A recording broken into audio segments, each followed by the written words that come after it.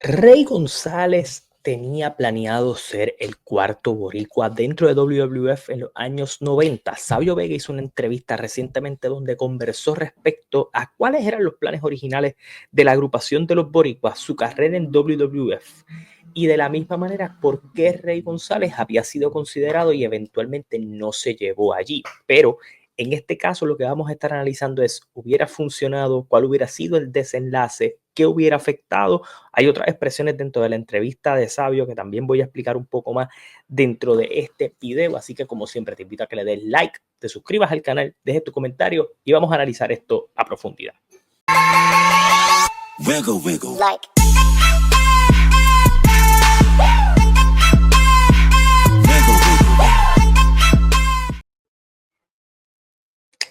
Para los que no conocen, y si no conocen, ¿verdad? Aquí estamos para enseñarlos un poco. Los Boricuas fue una agrupación que se forma en junio del 97 en WWF. Si usted conoce un poco de esa historia, estamos en tiempos de guerras con WCW y épocas de transición. Técnicamente el Attitude Era no nace hasta noviembre de dicho año con el Montreal Screwjob. Para muchos es el momento en donde nace el Attitude Era con el nacimiento del personaje de Mr. McMahon. Pero meses antes a eso, se forma esta agrupación de los boricuas cuando Sabio Vega era parte del Nation of Domination, fue despedido y, según cuenta Sabio Vega, a tanto a Víctor Quiñones como a él, Vince se comunicó con Sabio y le dijo, mira, quiero hacer una agrupación de boricuas, necesito que me consigas varios luchadores. Obviamente, Miguel Pérez fue la primera persona y la tercera persona pensada fue Cheo, José Estrada, y el cuarto integrante era donde había un poco de duda. Y en los nombres que salieron a relucir fue Rey González. La comunicación entre Sabio y Rey no había sido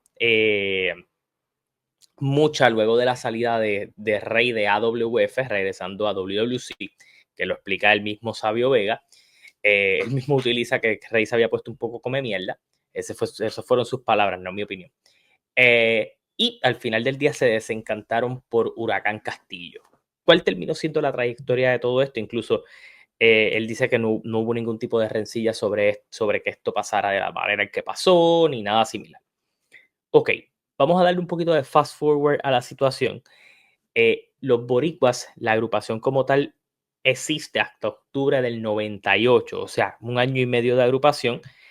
Tuvieron feudo con los discípulos del Apocalipsis, tuvieron feudo con Nation of Domination, llegaron a participar en WrestleMania 14. Sabio estuvo con lesión fuera un tiempo, en ese tiempo, ¿verdad? Mientras la agrupación continuaba, él estaba trabajando con el proyecto de Superastro, que es importante mencionar ese proyecto porque vamos a hablar de él más adelante. Esto, ¿verdad? Estrada, Miguel Pérez y Castillo estuvieron haciendo sus cositas en ese programa, en Superastros, que tuvo 3 episodios. Según la información de Sabio, técnicamente por episodio, Vince McMahon quería cobrar por minuto en $1,000. O hubieran sido, si el show era de 1 hora, pues eran $60,000. Pues los episodios eran de media hora. Hubieran sido, ya ustedes saben la cantidad, $30,000 por episodio. Fueron 13 episodios.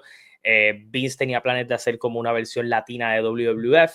Esto iba a terminar saliendo por Univision. Univision se rajó y pues básicamente Vince se desmotivó con el proyecto y los luchadores que estaban participando en el proyecto, pues todos volvieron a sus respectivas compañías y a sus respectivas cosas. Negro Casas, que participó, el Hijo del Santo, todos esos luchadores que llegaron a participar en Superastros regresaron, casi ninguno se quedó con WWF.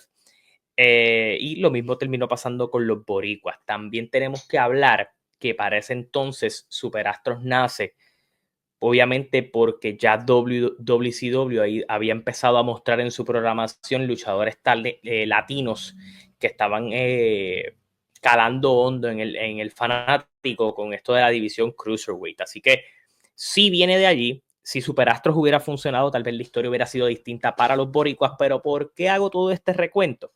Porque sí, entre los 4 boricuas, la carrera de Sabio era completamente distinta, porque Sabio empezó en individual, porque subo sus feudos con Austin, porque siempre estuvo en buenas situaciones y fue un personaje importante. Ahora, cuando tú vienes a ver si Rey hubiera sido la persona que se integraba aquí, por el lado, vamos por el lado fantasioso.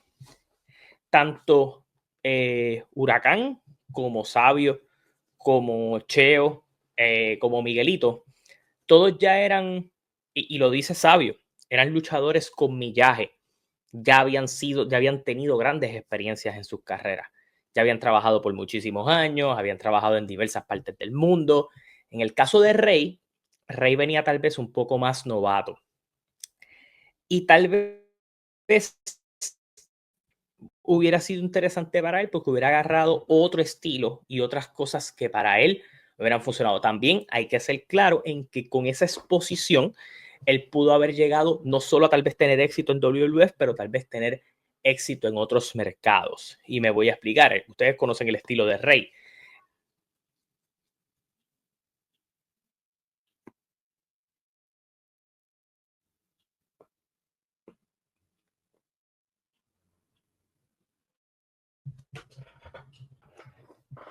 Y obviamente su personaje le hubiera permitido en otros mercados donde él tuviera el dominio del lenguaje ser sumamente exitoso. En WWF en ese entonces pudo haber llamado la atención por la juventud y pudo haber sido un proyecto latino que se trabajara dentro de la empresa. Pero si analizamos más allá todavía, no había proyectos latinos prominentes que luego de la salida de los boricuas. No es hasta Eddie Guerrero, que obviamente que está allí, Rey que llega años más tarde, que hay un enfoque más hacia ese mercado. Porque técnicamente hubo una decepción con el proyecto. Tal vez hubiera sido una buena experiencia para crecimiento de Rey, pero tal vez no estoy diciendo que Rey no hubiera trascendido, pero sí creo que hubiera sido una buena experiencia de él para elevarse. No estoy diciendo que Rey no salió de Puerto Rico porque él hizo sus cositas en otros lugares y tuvo sus experiencias, pero si me preguntas a mí, yo creo que Rey pudo haber tenido una carrera, si hubiera ido al extranjero, similar a lo que han hecho los Ricky Bandera y otras figuras que han ido a México y como extranjeros han podido hacer impacto. Yo pienso más que Rey hubiera tenido un poquito más de éxito en ese apartado, en una empresa como AAA, donde hay un poco más de manejo del micrófono, más de desarrollo de personajes, de más de historia. Yo hubiera pensado que también hubiera tenido bastante éxito ahí. Y creo lo mismo, creo que en WWF las oportunidades que le hubieran dado hubiera podido mostrar que tenía un gran potencial. Obviamente sabemos la razón por la que Rey no se va. Rey deja claro en muchísimas entrevistas, y lo ha dicho, que una de las razones por él no irse de Puerto Rico es porque él entendía que las figuras que les tocaba de alguna manera cargar la batuta luego de Carlos y de todos los demás, pues estaban fuera de Puerto Rico. Sabio, Huracán, Miguelito, eran la generación que venía con él y esa generación de alguna manera no estaba en Puerto Rico, so él se quedó. A eso añadirle que sus papás, y él mismo lo había dicho, son comerciantes y él fue siempre el que se encargó del negocio familiar. Si él se hubiera ido a Estados Unidos, de alguna manera no hubiera podido tal vez tener esa trascendencia de estar en el negocio familiar y mantenerlo como lo ha hecho por muchos años. Obviamente, Rey siempre se ha visto un tipo bastante familiar y bien enfocado en eso, lo ha dicho en un sinnúmero de entrevistas. Eh, y creo que pues, ahí está creo que la mayor resonancia entre no. Pero sí, la historia tal vez hubiera sido bastante distinta, tal vez para términos de la exposición que hubiera tenido Rey. Yo creo que Rey le hubieran llovido muchísimas oportunidades gigantes con él aparecer allá. Con eso en mente, me voy a mover a hablar de un comentario que dijo Sabio, que yo creo que es a manera de discusión interesante. Sabio básicamente dice como que Carly es un tipo que ha hecho cosas más grandes en el extranjero que en Puerto Rico. Y que en el caso de Sabio, o sea, y eso no lo dijo Sabio, lo dice el entrevistado, el que se llama Jaden.